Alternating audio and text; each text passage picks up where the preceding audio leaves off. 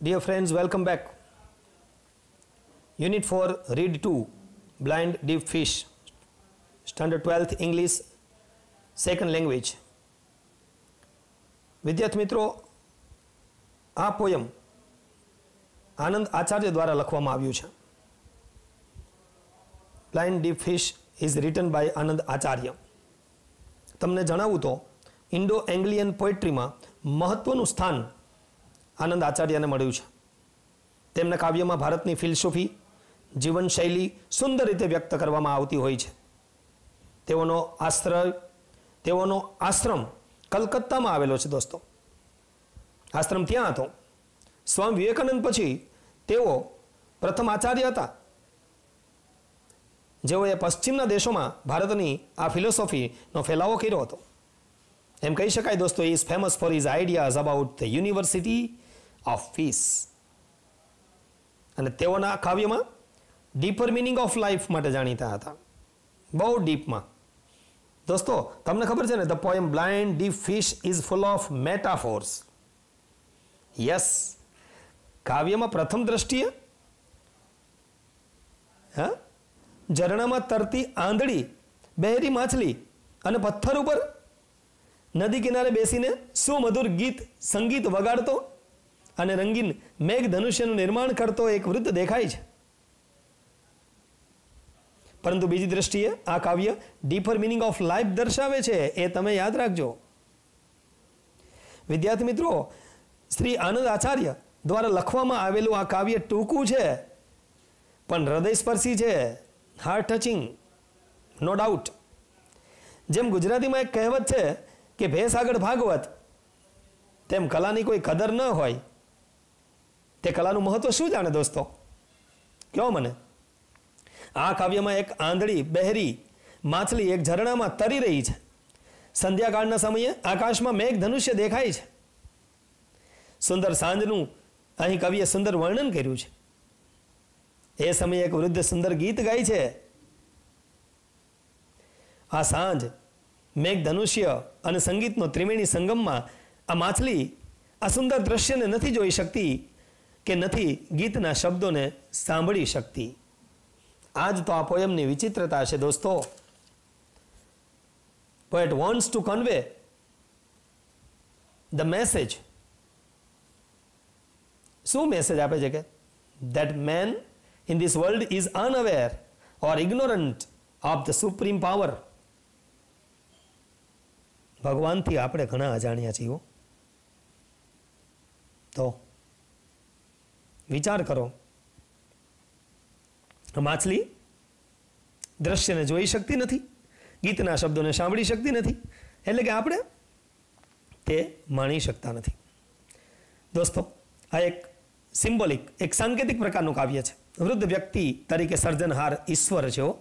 તમને કહી દઉં, મેઘ ધનુષ્ય, રેઇનબો એ તેમના દ્વારા રચવામાં આવેલ સુંદર વિશ્વ છે.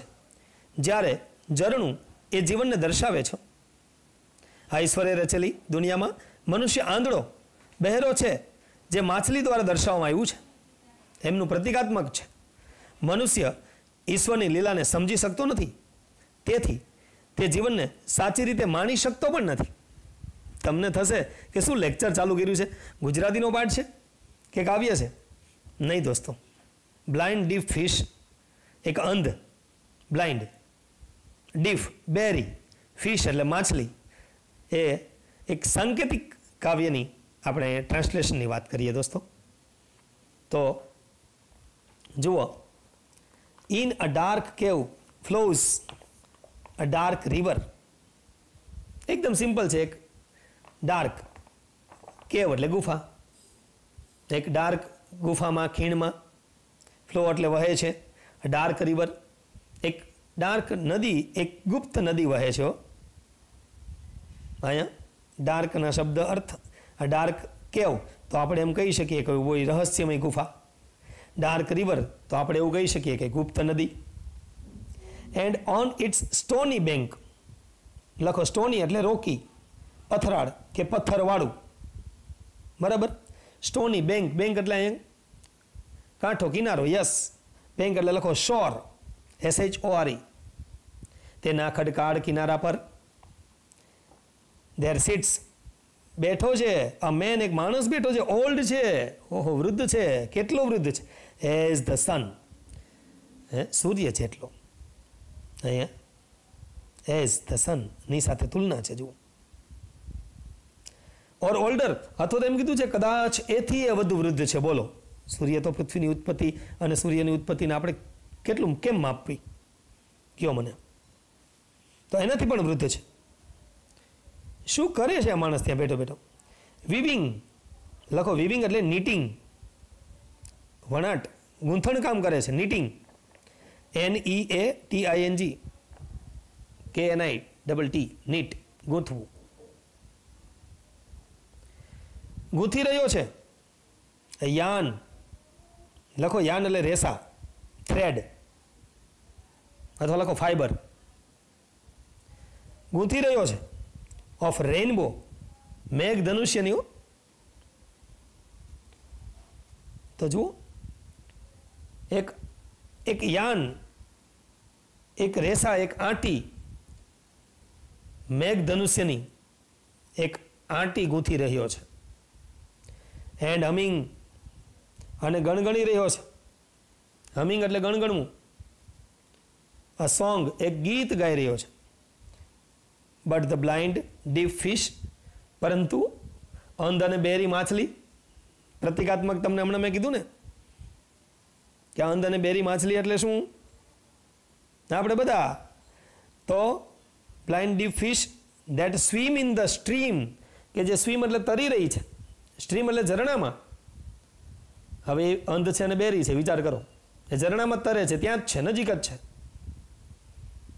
સામે જ છે. સી નાઈધર યાન, નથી તો આ મેઘ ધનુષ્યની આંટી જોઈ શકતી. નોર મેન, નથી તો પેલો માણસ કે જેને ક્રિએટર, ભગવાન, સર્જનહાર, એને જોઈ શકતા નથી. નોર હિયર હિઝ એવરલાસ્ટિંગ સોંગ, લખો એવરલાસ્ટિંગ એટલે ઇટરનલ, શાશ્વત, કે નથી સાંભળતી તેનું આ શાશ્વત, આ એવરલાસ્ટિંગ ગીત. તકલીફ જ એ છે ને દોસ્તો, જે સમજવાનું છે એ આપણે સમજતા નથી. બરાબર? તો એટલે અહીંયા કીધું છે કે અહીંયા એક મેટાફોર છે. હું તમને એ પણ સમજાવી દઉં મેટાફોર. જુઓ પહેલેથી. ઓકે, બેસી જાઓ, અરે સાંભળો, જુઓ. અ ડાર્ક કેવ, તો શું છે મેટાફોરમાં? Is a mysterious source from where the human life emerges. Human life અહીંથી ઇમર્જ થાય છે, ઉદ્ભવે છે. ત્યાર પછી જુઓ, ડાર્ક રિવર છે, તો ઇઝ હ્યુમન લાઈફ, આપણું જીવન છે. Itself which keeps on flowing, આપણે જીવન જીવીએ જ છીએ ને નદીની જેમ. બટ ડાર્ક, કેમ એને અંધકાર કીધું, ડાર્ક કીધું, કેમ ગુપ્ત કીધું? Because nobody knows what it is actually. વાસ્તવમાં શું છે એ કોઈ જાણતું નથી ભાઈ. એટલે બહુ ધ્યાન રાખવા જેવું છે. Many intellectuals have tried to interpret the human life in different perceptions. દરેક પોતપોતાના એંગલથી લાઈફને સમજાવવા પ્રયત્ન કર્યો છે. હું તમને હજી સમજાવું metaphor. Stony bank. Stony bank is hardships on either side. From between them the human life flows. બંને બાજુ કાંઠા છે, કઠિનાઈ છે, પથરાળ છે, ખડકાળ છે, અને હ્યુમન લાઈફ એટલે કે નદી વચ્ચે વહે છે. એટલે આપણે આવી બધી મુશ્કેલીઓમાંથી જ પસાર થવાનું છે દોસ્તો. હા, આપણામાંથી પણ કોઈને મુશ્કેલી હશે, પણ કંટ્રોલ. આગળ જુઓ, વેરી ઓલ્ડ મેન છે, તો સાંભળો. વેરી ઓલ્ડ મેન અહીં મેટાફોર કઈ રીતે છે? એન ઇટર્નલ મેન છે, કારણ કે આ તો ભગવાન છે, ક્રિએટર છે of the world. For example, God or nature weaving yarn of human life which has different colors like the rainbow. તમે ફરી સાંભળજો. હા, હતા એમ ઓનલાઈન એજ્યુકેશન છે એ હા સહેલું નથી. યસ, ચહેરાના હાવભાવ દેખાતા નથી એટલે તમે આમ છટકી નહીં જતા દોસ્તો. હજુ એક છે જુઓ, blind deep fish. Blind deep fish is human being himself who keeps on swimming in the stream. કહેવાય ને મિસ્ટેરિયસ ફ્લો ઓફ લાઈફ.